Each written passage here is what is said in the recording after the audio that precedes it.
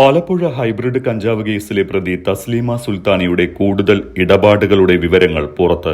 ലഹരിക്ക് പുറമെ സിനിമാ താരങ്ങളുമായി പെൺവാണിഭ ഇടപാടുകൾ ഇവർ നടത്തിയതായി അന്വേഷണത്തിൽ കണ്ടെത്തി. മലയാളത്തിലെ പ്രമുഖ താരത്തിന് മോഡലിന്റെ ചിത്രം അയച്ചു നൽകിയതും 25,000 രൂപ നൽകണമെന്ന് ചാറ്റിലൂടെ ആവശ്യപ്പെടുന്നതുമായ വിവരങ്ങളാണ് പുറത്തുവന്നത്.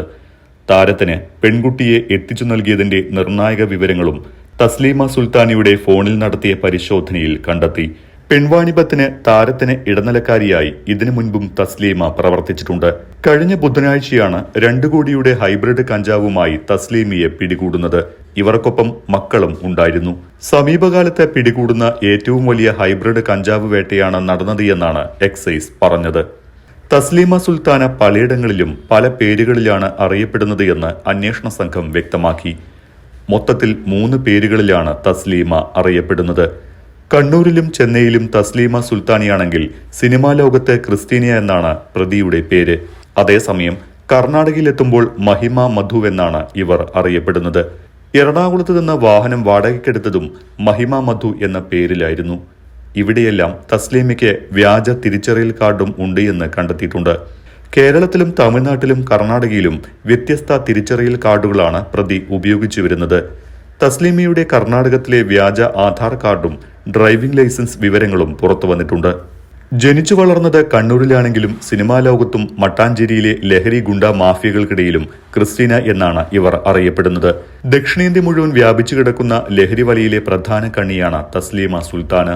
വിവിധ നാടുകളിൽ വിവിധ ഭാഷ സംസാരിക്കുന്ന എല്ലായിടങ്ങളിലും വ്യാജ ആധാർ കാർഡുകളും ഡ്രൈവിംഗ് ലൈസൻസും ഉൾപ്പെടെയുള്ള വേണമെങ്കിൽ ആളുകളെ കായികമായി തന്നെ കൈകാര്യം ചെയ്യാൻ കഴിയുന്ന ഗുണ്ടാ പശ്ചാത്തലത്തിലുള്ള ഡ്രഗ് ഡീലറാണ് ഇവർ. ഫോട്ടോഷൂട്ടിനെത്തിയ മോഡലിനെ 3 ദിവസം മുറിയിൽ കെട്ടിയിട്ട് പീഡിപ്പിച്ച കേസിലെ കാവൽക്കാരിയും മുഖ്യപ്രതികളിൽ ഒരാളുമാണ് ക്രിസ്റ്റീന. ലഹരിക്കാർക്കിടയിൽ പുഷ് എന്നും ബുഷ് എന്നും അറിയപ്പെടുന്ന കഞ്ചാവ് 6 കിലോ ലഭ്യമായിട്ടുണ്ട് എന്നാണ് തസ്ലീമയുടെ വാട്സാപ്പ് ചാറ്റുകളിൽ നിന്ന് ലഭ്യമായ വിവരം. ആലപ്പുഴയിലേക്കെത്തുമ്പോൾ ടൂറിസം കേന്ദ്രങ്ങൾ തന്നെയായിരുന്നു ഇവരുടെ ലക്ഷ്യം. പ്രധാനമായും കായൽ ടൂറിസവും ഹൌസ് ബോട്ടുകളുമാണ് ലക്ഷ്യം വെച്ചത്. എറണാകുളത്ത് നിന്ന് ഹൈബ്രിഡ് കഞ്ചാവുമായി റെന്റേ കാറിൽ ആലപ്പുഴയിലേക്ക് ഇവർ വരുന്നതിനിടെയാണ് പിടിയിലാകുന്നത്. കാർ വാടകയ്ക്കെടുക്കുന്ന സ്ഥാപനത്തിൽ അനീഷ് കൃഷ്ണ എന്നയാൾ തസ്ലീമയെ പരിചയപ്പെടുത്തിയത് കർണാടക സ്വദേശിനി മഹിമ മധുവായാണ്. ഇവർ നൽകിയ തിരിച്ചറിയൽ രേഖകളാകട്ടെ കർണാടകയിലെ ഡ്രൈവിംഗ് ലൈസൻസും ആധാർ കാർഡും. ഇതിലെ വിലാസം TB flat number 902 C tower, Mandavi, Emerald, N point road, Manipal, Udupi എന്നാണ്. കേരളത്തിന് പുറത്ത് തമിഴ്നാട്ടിലും കർണാടകയിലും തസ്ലീമ സുൽത്താനയ്ക്ക് ലഹരി മരുന്ന് വിൽപ്പനയുണ്ടെന്നും അന്വേഷണ സംഘം കണ്ടെത്തി. തസ്ലീമയ്ക്ക് സിനിമാ മേഖലയിലെ ഉന്നതരുമായി ബന്ധമുണ്ടെന്നും പോലീസ് കണ്ടെത്തിയിരുന്നു. ഇതിന് പിന്നാലെയാണ് നടന്മാരായ ശ്രീനാഥ് ഭാസിക്കും ഷൈൻ ടോം ചാക്കോയ്ക്കും ലഹരി കൈമാറിയെന്ന് പ്രതി സമ്മതിച്ചത്. സംഭവത്തിൽ താരങ്ങൾക്ക് എക്സൈസ് നോട്ടീസ് നൽകും. ചോദ്യം ചെയ്യലിന് ഹാജരാകണമെന്നാവശ്യപ്പെട്ടായിരിക്കും നോട്ടീസ്. താരങ്ങൾക്കൊപ്പം പലതവണ ലഹരി ഉപയോഗിച്ചതായി തസ്ലീമ മൊഴി നൽകിയിരുന്നു. തസ്ലീമയും താരങ്ങളും തമ്മിലുള്ള ചാറ്റ് എക്സൈസിന് ലഭിച്ചിട്ടുണ്ട്. വിദേശത്തു നിന്നും എത്തിച്ച ഹൈബ്രിഡ് കഞ്ചാവ് എറണാകുളത്ത് യുവതി വിതരണം ചെയ്തിരുന്നു.